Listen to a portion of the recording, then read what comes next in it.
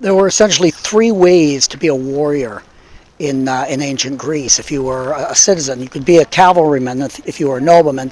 But essentially, if you were a yeoman, if you were just a normal member of the civilian population, you essentially would either be a rower or a hoplite. And it's interesting when you think about those two things. So when you were a rower, what that meant was that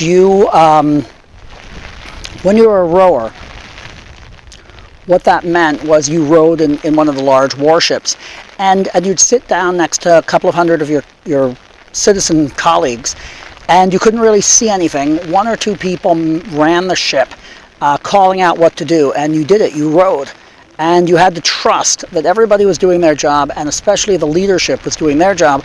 And if you failed, you would die very quickly and very unpleasantly. Essentially, the ship would be shattered and you would sink. But if you rammed an enemy, you would win.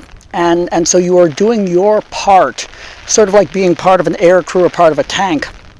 Required huge courage, but also huge trust, and huge trust and respect for your fellow people and for your leadership. It was the same thing for being a hoplite. A hoplite was a heavy infantryman. And the interesting thing about the hoplite is you carried a long spear in your right hand and a large, heavy shield in your left hand.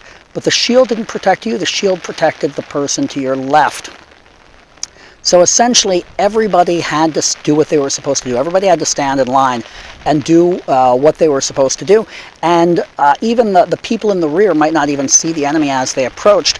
The people who had been around for a few years, who were a little bit more respected, they would be the ones at the front, and they would charge forward and hit the enemy as a mass.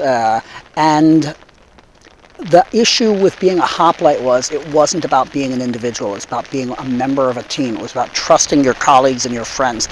And that was a huge part of being a citizen of a democracy in Athens or in the other parts of Greece, because everybody essentially fought like this. Now, we think of people like in the Odyssey, Odysseus, or Menelaus and all the other heroes fighting, and that was a heroic period, and these people fought before they had hoplites. These were not people fighting as a team together, shoulder to shoulder. They were fighting individually, showing off how heroic they were.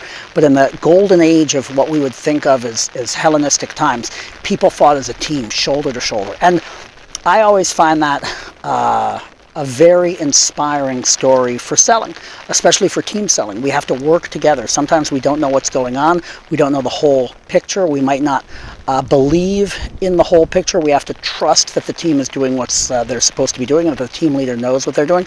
But in the end, we have to stick together. We have to stick shoulder to shoulder, and we have to pull together to get the deal. That's part of team selling. So remember, when you're ready to grow your international sales, reach out to us. We can help. When you decide it's time to grow your international sales, call us.